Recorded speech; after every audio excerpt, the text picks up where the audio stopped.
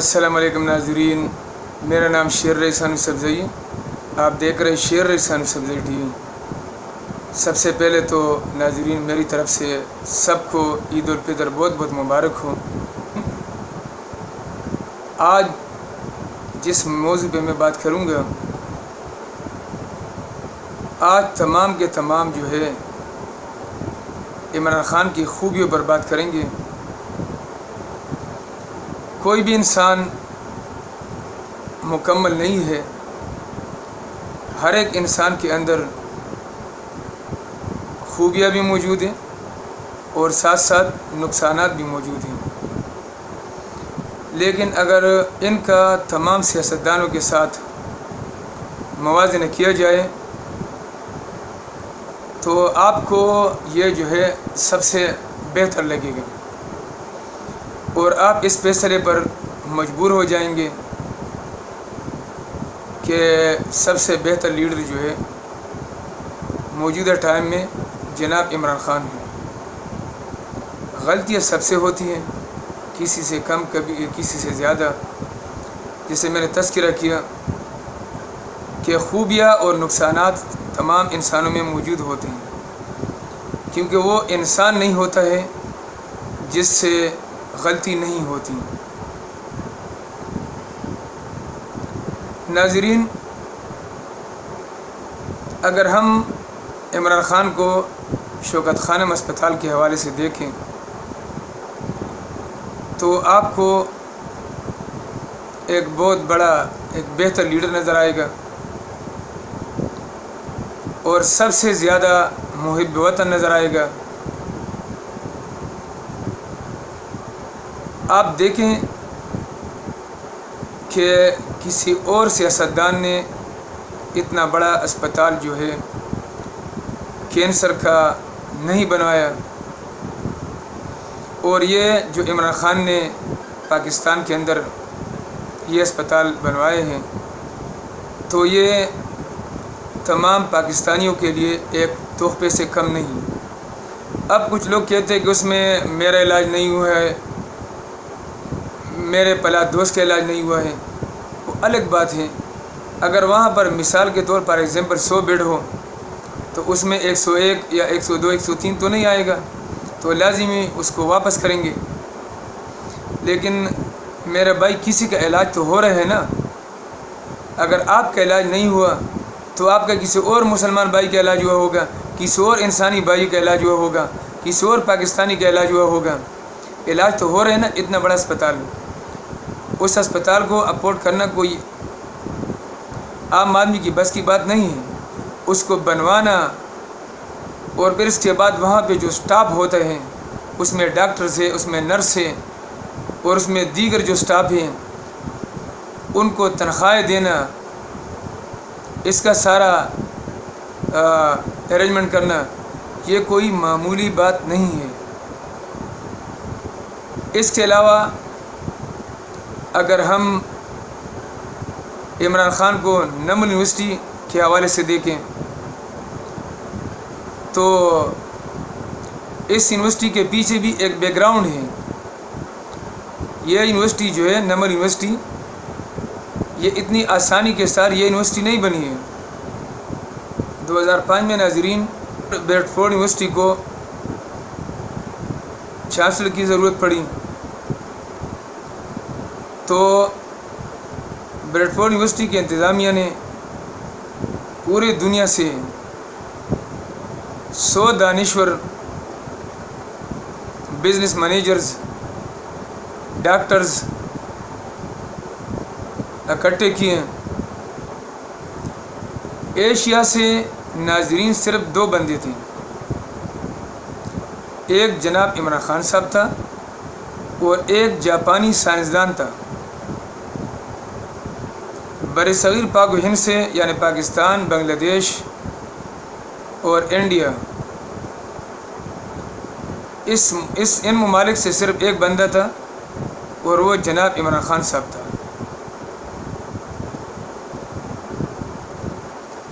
Bread Ford university کے انتظامیہ نے جناب عمران خان صاحب کو بھی بلایا۔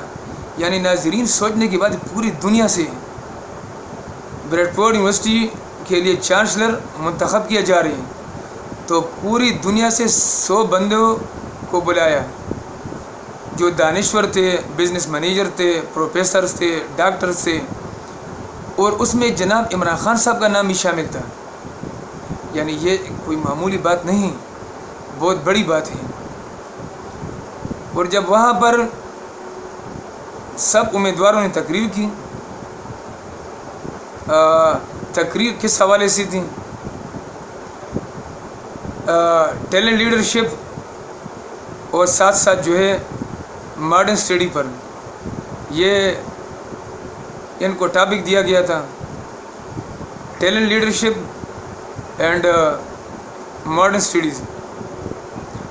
اس پہ سب نے تقریر کی. جناب عمران خان صاحب کی جب باری آ گئی اور جب انہوں نے تقریر کی تو ایسے جاندار تقریر کی، ایسے زبردست تقریر کی، ایسے جامع تقریر کی کہ تمام حال جو تھا وہ تالیوں پر مجبور ہو گئے. سب نے تالیاں بجائیں اور عمران خان کو تمام امیدواروں نے داد دی. تمام لوگوں کی نظریں جو جاپان سے آئے وہ سائنسدان تھا اس پر تھیں کہ یہ اس یونیورسٹی کا چانسلر بنے گا. لیکن وہ بھی تالیوں بجانے پر مجبور ہو گیا. وہ خود اپنے چیئر سے اٹھا عمران خان صاحب کے پاس آیا اور اس کو کہا کہ اس یونیورسٹی کا چانسلر میں نہیں، آپ بنے گا.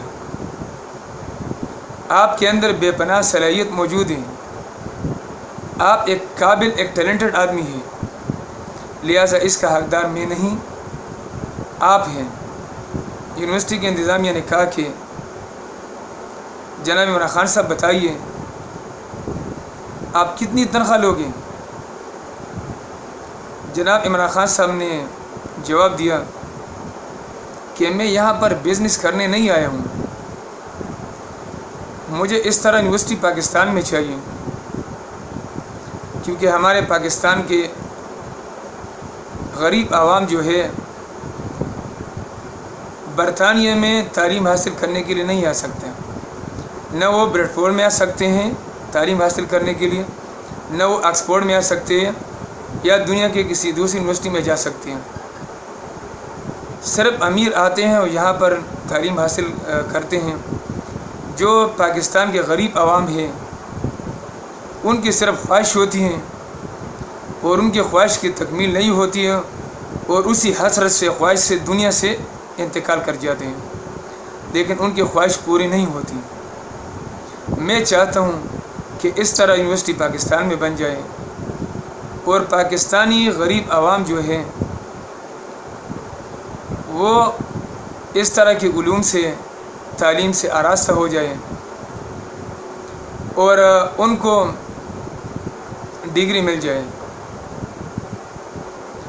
انتظامیہ نے ناظرین انکار کر دیا. انہوں نے کہا یہ تو ناممکن ہے، یہ تو نہیں ہو سکتے ہیں. تو انہوں نے کہا ٹھیک ہے، جب پاکستان میں اس طرح یونیورسٹی نہیں بن سکتی ہیں تو پھر آپ لوگوں نے مجھے بلائے کیوں؟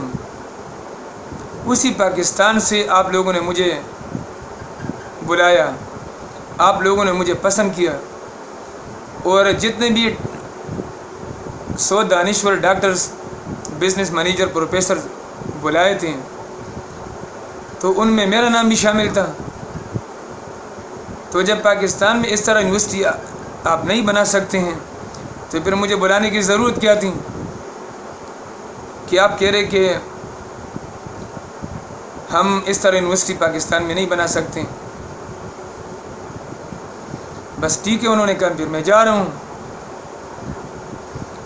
جب وہ جانے لگے تو اس وقت ناظرین اس یونیورسٹی کا ایک لیکچرر تھا جس کا نام کرس گیلس تھا. انہوں نے کہا اس کابینہ کو، یونیورسٹی کے انتظامیہ کو، کہ آپ اس آدمی کو جانے مت دینا، یہ آدمی کسی حکمت سے خالی نہیں، یہ آدمی لالچی نہیں، بلکہ یہ آدمی ایک زبردست ٹیلنٹڈ آدمی ہے، اس کے اندر قائدانہ صلاحیتیں موجود ہیں، یہ ایک ایماندار آدمی ہے، یہ اپنے لیے کچھ نہیں مانگ رہے ہیں، بلکہ یہ اپنے پاکستان کے غریب عوام کے لیے تعلیم مانگ رہے ہیں اور درخواست کر رہے، التجا کر رہے ہیں کہ اس طرح یونیورسٹی پاکستان میں بنا دیجیے تاکہ پاکستان کے غریب عوام بھی اس طرح تعلیم سے فیضیاب ہو سکیں، آراستہ ہو سکیں۔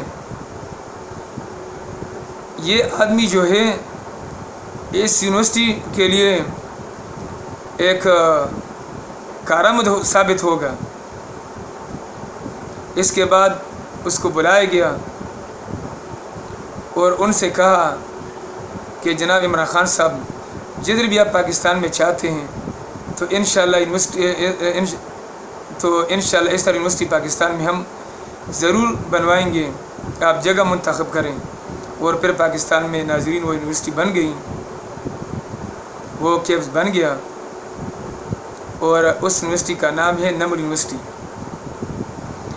جو ڈگری پاکستان سے لوگ جا کے، پوری دنیا سے لوگ جا کے بریٹفورڈ یونیورسٹی میں داخلہ لیتے ہیں کروڑوں روپے خرچ کرنے کے بعد، جو ڈگری ان کو مل جاتی ہے وہی ڈگری پاکستان کے اسٹوڈنٹ کو فری میں مل جاتی ہیں۔ جس اسٹوڈنٹ کے اندر ٹیلنٹ ہو وہاں پر اس کو ایڈمیشن ملتا ہے، اور وہ وہاں سے جب تعلیم حاصل کر لیتا ہے تو ان اسٹوڈنٹ کو ڈگری دی جاتی ہے، وہی ڈگری جو برطانیہ کے بریڈفورڈ یونیورسٹی میں دی جاتی ہے۔ تو یہ ناظرین معمولی باتیں کیا، بہت ہی بڑی باتیں۔ کیا کسی اور سیاستدان نے ایسا کیا ہے؟ کیا کسی اور سیاستدان نے اس طرح یونیورسٹی بنوائی ہے؟ کتنی ایک خوش قسمتی کی بات ہے عمران خان کے لیے اور پاکستان کے لیے، کتنے اقدار کی بات ہے کہ پورے بر صغیر سے صرف ایک بندے کا انتخاب ہوتا ہے اور وہ ہے جناب عمران خان صاحب۔ پورے ایشیا سے صرف 2 بندوں کا انتخاب ہوتے ہیں، ایک جناب عمران خان صاحب اور دوسرا جاپانی سائنٹسٹ۔ اور تمام لوگوں کی نظریں، جو سب کی نظریں اس جاپانی سائنسدان پر جمی ہوئی تھیں کہ اس یونیورسٹی کا چانسلر جو ہے، اس کا یعنی افسر اعلیٰ جو ہے، اس یونیورسٹی کا امیر جو ہے، جو بھی آپ نام دیں، چانسلر بھی کہتے ہیں، افسر اعلیٰ بھی کہتے ہیں، امیر بھی کہہ سکتے ہیں، کہ یہ جو ہے عمران خان نہیں، یہ کوئی اور امیدوار نہیں بلکہ جاپانی سائنسدان بنے گا۔ لیکن وہی جاپانی سائنسدان جب عمران خان کی تقریر سن لیتا ہے تو وہ اٹھ جاتے ہیں، عمران خان کو داد دیتے کہ یار اس کا حقدار میں نہیں، اس یونیورسٹی کا چانسلر بلکہ آپ ہو۔ تو ناظرین، یہ اتنا بڑا کارنامہ عمران خان نے سر انجام دیا ہے۔ اور 1992 کے ورلڈ کپ کو آپ دیکھیں، اس کے بعد ابھی تک پاکستان نے ورلڈ کپ نہیں جیتا ہے، ابھی تک عمران خان کا ریکارڈ موجود ہے۔ تو یہ بھی ایک معمولی بات نہیں۔ اس کے بعد دیکھیں تمام سیاستدان جو ہے پاکستان سے دولت باہر لے کے جاتی ہیں، باہر بلڈنگ پراپرٹی خرید لیتے ہیں، باہر بڑے بڑے اکاؤنٹ بناتے ہیں، لیکن ایک جناب عمران خان صاحب ہیں کہ ان کے پاس جتنی بھی دولت ہیں وہ پاکستان کے اندر ہیں، ان کے جتنے بھی بینکس اکاؤنٹس ہیں وہ سارے پاکستان کے اندر ہیں، باہر نہیں۔ اس کے علاوہ ایک اور بات، ہمارے سیاستدانوں کے سر پہ اگر درد بھی ہو جاتے ہیں، کمر میں تکلیف ہو جاتی ہیں، گھٹنوں میں تکلیف ہو جاتی ہیں، تو وہ باہر بھاگ جاتی ہیں علاج کے سلسلے میں، امریکہ جاتے ہیں، لندن جاتے ہیں۔ یعنی پاکستان کے جو اسپتال ہیں، پاکستان میں جتنے بھی ہاسپٹلز ہیں، ان پر اعتماد نہیں، یہاں کے ڈاکٹرز پر اعتماد نہیں، اپنے علاج کرانے کے لیے باہر جاتے ہیں۔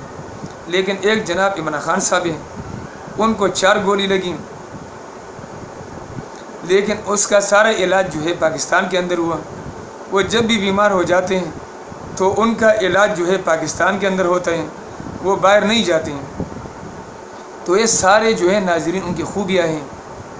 پھر اس کے بعد انہوں نے تمام جو ہے، چاہے بچے ہوں، چاہے نوجوان ہوں، چاہے بوڑھے ہوں، چاہے عورتیں ہوں، انہوں نے تمام کے اندر ایک شعور بیدار کر دی کہ ہم کسی کے غلام نہیں، پاکستان ایک آزاد ملک ہے، یہ کسی کا جاگیر نہیں کہ ہم کبھی امریکہ کے سامنے جھکیں گے، کبھی برطانیہ کے سامنے جھکیں گے۔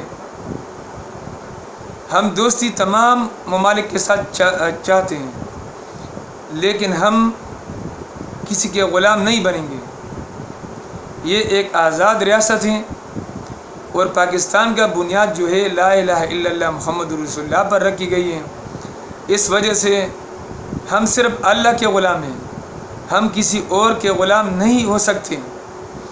ہم اللہ کے سامنے جھکیں گے، ہم کسی اور ملک کے سامنے نہیں جھکیں گے۔ تو مخالفین سیاستدانوں کو یہ بات بری لگی۔ وہ جب روس چلے گئے تو یورپی یونین نے اعتراض کیا کہ روس نے یوکرین پر حملہ کیا ہے، آپ روس کیوں گئے؟ ہمارے سیاستدانوں نے اعتراض کیا، ہمارے اداروں نے اعتراض کیا کہ آپ روس کیوں گئے؟ امریکہ پریشان ہو گیا، اور اس کے بعد جو ہے اس کو یہ سزا دی گئی کہ رات کے 12 بجے عدالت لگ جاتی ہے، تمام پارٹیاں جو ہے 14-15 ان کو جوائن کیا جاتے ہیں، اور عمران خان کی حکومت کو ختم کر دیتے ہیں۔ اس کو یہ سزا کیوں ملی کہ وہ روس چلا گیا پاکستان کی عوام کے مفاد کے لیے، کہ وہاں سے سستا گندم خرید لے اور وہاں سے سستا تیل خرید لے، ان سے معاہدہ کرنے والے تھے۔ یہ اس دن گیا جس دن روس نے، صدر پیوٹن نے یوکرین پر اٹیک کیا تھا۔ وہ ڈرا نہیں کہ نہیں میں جاؤں گا، اسی دن جاؤں گا، اور وہ چلا گیا۔ اور روسی صدر بھی اتنا زیادہ متاثر ہو گیا کہ کرونا کا خطرناک زمانہ تھا، اس نے سارے جو دوسرے کچھ ممالک کے لیڈر بھی آئے تھے ان کو دور دور بٹھا کے رکھے تھے، اور عمران خان کو قریب بٹھایا۔ دوسرے جو ممالک کے جو لیڈرز آئے تھے، مختلف وزیر خارج آئے تھے، ان کو دور دور بٹھا کے رکھا تھا، لیکن عمران خان کو گلے لگایا، اور صدر پیوٹن بڑا خوش ہو گیا۔ جب اس کی حکومت آئی تو انہوں نے ڈرون حملے بند کر دیے۔ اچھا، اب جب کرونا کا زمانہ آیا تو سب لوگ چیخ اٹھے کہ مہنگائی مہنگائی ہے۔ لوگوں کی غلط فہمی تھیں، بشمول مجھے بھی، کہ یہ مہنگائی بہت زیادہ ہے، یہ تو تاریخی مہنگائی ہے، اور واقعی اس سے پہلے اس طرح مہنگائی ہوئی نہیں تھی۔ لوگ سارے عمران خان کے پیچھے لگے ہوئے تھے، اور میں بھی اس کے خلاف بھی لوگ بناتا رہا کہ مہنگائی بہت زیادہ ہے۔ لیکن ناظرین ابھی پتہ چل رہے ہیں، ناظرین ابھی پتہ چل رہے ہیں، جب پی ڈی ایم نے حکومت اس سے چھین لی، کرونا کا زمانہ تھا، پھر اس نے تو کنٹرول صحیح کیا تھا۔ یہ جو سارے ماہر معاشیات پی ڈی ایم کے لوگ، سارے بڑے بڑے سیاستدان ہیں، اعلیٰ ایجوکیٹڈ ہیں، اعلیٰ ایکسپرٹ ہیں، ان کے پاس اعلیٰ ایڈوائزر موجود ہیں، ان کے پاس اعلیٰ قسم کا تجربہ موجود ہے، لیکن یہ سب تو فیل ہو گئے ہیں، ان 15 پارٹیوں سے کنٹرول نہیں ہو رہے ہیں۔ تو پھر تو اصلی لیڈر جو ہے جس کو یہ لوگ اناڑی سمجھ رہے کھلاڑی سے پھر وہی نکلا جس کا نام جناب عمران خان صاحب ہے۔ سیاسی کھلاڑی تو ہم یہ سمجھ رہے تھے جو پی ڈی ایم کے سارے لوگ ہیں، لیکن یہ سارے تو اناڑی نکلے، اصلی کھلاڑی تو وہی ہیں۔ کیونکہ دیکھیں پیٹرول کہاں سے کہاں تک پہنچا، 283 پہ پہنچا اس کی قیمت فی لیٹر، اور ڈالر بھی 295-96 تک پہنچے ہیں، بس سمجھ لیں کہ 300 تک پہنچ چکے ہیں۔ اور روزانہ جو ہے مہنگائی، چیزوں کی قیمت روزانہ کے حساب سے چل رہی ہیں، قیمتوں میں استحکام نہیں آ رہے ہیں، تو پھر تو ان سے 1000 گنا عمران خان صحیح تھا۔ اس وجہ سے ناظرین تمام لوگ جو ہے یہ ساری چیزیں نوٹ کریں، جیسے میں نے شوکت خانم کا بھی تذکرہ کیا، ورلڈ کپ کا بھی تذکرہ کیا، اور ساتھ ساتھ نمر یونیورسٹی کا بھی تذکرہ کیا، اور پھر لوگوں نے اس کی حکومت کو بھی دیکھ لی کہ تمام خوبیوں کا جامع تو جناب عمران خان صاحب ہے ان کے مقابلے میں۔ تو ان کے جو خواصوں میں خاص لوگ تھے پی ڈی ایم کے، یعنی اس میں جتنی بھی پارٹی شامل ہیں، تو ان تمام پارٹیوں میں دراڑ پڑ گیا، اور ان کے تقریباً 50-60% لوگ جو ہے تحریک انصاف میں جا رہے ہیں، وہ نون لیگ کے ٹکٹ پھاڑ رہے ہیں، پیپل پارٹی کی ٹکٹ پھاڑ رہے ہیں، اور عمران خان کو کہہ رہے کہ ہمیں ٹکٹ دیں، ہم تحریک انصاف کی طرف سے الیکشن لڑنا چاہ رہے ہیں۔ کیونکہ کتنے لوگ برداشت کریں گے؟ اور اس کے علاوہ لوگوں نے یہ بھی دیکھا جب اس کو گولیاں لگ گئیں، یہ شاید تمام لوگ کی نظر اس پہ جمی ہوئی تھی کہ یہ بھی بھاگ جائے گا، اس کا علاج بھی یورپ میں ہوگا، امریکہ میں ہوگا، لیکن اس کے علاج میں پاکستان کی یہ جو ہمارے سیاستدان ان کو ہم تمام اسپتالوں کو بیکار اسپتال سمجھ رہے ہیں، ہمارے جتنے بھی پاکستان میں اسپتال ہیں یعنی ان کی نظروں میں بیکار اسپتال ہیں، کیونکہ یہاں پہ جب یہ لوگ اپنا علاج نہیں کراتا ہے تو پھر بیکار اسپتال ہیں۔ صرف یہ ضرور ہے کہ جناب زرداری صاحب جو ہے نا اپنا علاج پاکستان میں بھی کرتے، دبئی بھی جاتے، برطانیہ میں بھی جاتے ہیں، لیکن وہ کبھی کبھار یہاں پر بھی ایڈمٹ ہو جاتے ہیں۔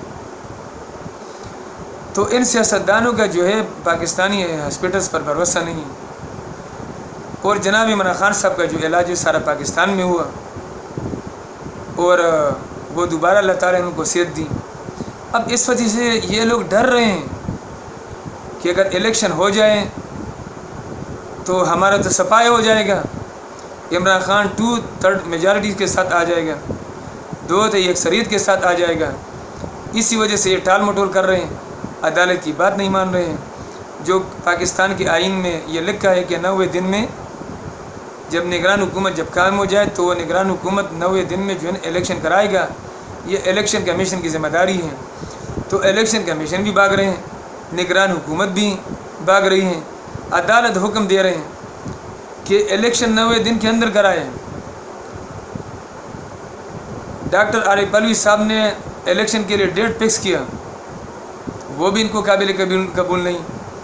عدالت نے فیصلہ دیا کہ 90 دن کے اندر الیکشن ہو، پلا ڈیٹ کو الیکشن ہو، 14 مئی کو الیکشن ہو جائے، لیکن یہ لوگ پھر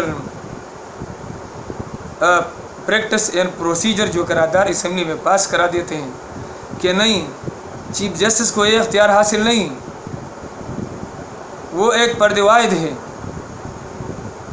یہ 2 اور 3 کا معاملہ ہے، اور پھر یہ بھی کہتے ہیں کہ سارے زیارت جج اس کے خلاف ہیں۔ بھائی وہ چیف جسٹس ہیں اور 3 جج کہہ رہے کہ الیکشن ہو جائے، 2 اگر مخالف بھی ہو جائے کوئی مسئلہ نہیں، اکثریت کو دے کر جاتے ہیں، 2 اور 3 کے تناسب پہ فیصلہ ہوا ہے، لیکن ان کے خلاف بھی قومی اسمبلی قرارداد لاتے ہیں۔ یعنی کل اگر کسی نے قتل کیا اور اگر عدالت نے آرڈر دے دیا کہ اس بندے کو پھانسی دیا جائے، اس نے قتل کیا ہے، اور اس وقت یہ لوگ کہیں گے قومی اسمبلی ہم قرارداد لاتے ہیں کہ یہ آدمی بچ جائے، ہمیں چیف جسٹس کا عدالت کا یہ حکم جو ہے قابل قبول نہیں۔ اس طرح تو بہت سے سوالات اٹھیں گے،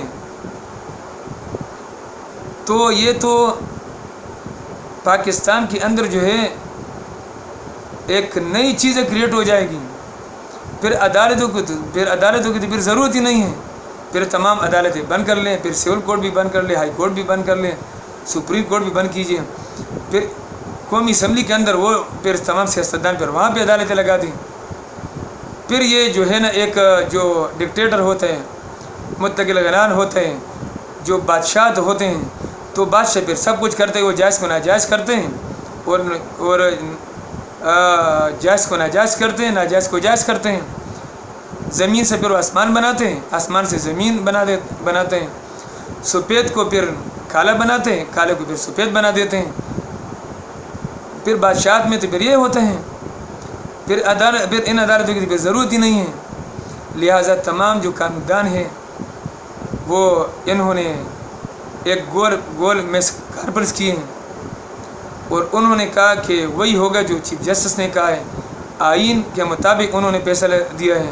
اس وجہ سے ہم سب سپریم کورٹ کے ساتھ کھڑے ہیں. دوسری طرف جو ہے ناظرین، جو ہمارے ریٹائر فوجی افسران ہیں، وہ بھی کہہ رہے کہ ہم نے پاکستان کو بنتے ہوئے بھی دیکھا ہے، ہم نے پاکستان کو ٹوٹتے ہوئے دیکھا ہے، اور ہم پاکستان کو ہم بکھرتے ہوئے دیکھ رہے ہیں.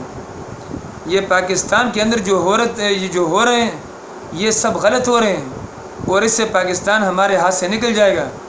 جس طرح 1971 میں پاکستان 2 لفظ ہو گئے، 2 ٹکڑے ہو گئے، اب دوبارہ پاکستان 2 ٹکڑے ہو جائیں گے. وہ ہمارے سیاستدانوں کو بھی سمجھا رہے ہیں، ہمارے فوجی حضرات ہیں موجودہ ان کو بھی سمجھا رہے ہیں. لازم وہ ہمارے جو موجودہ فوجی حضرات ہیں، وہ ہمارے جو ریٹائر جرنیل ہیں ان کے اساتذہ ہیں، جو ہمارے ریٹائر فوجی افسران ہیں وہ ان کے سربراہان تھے. انہوں نے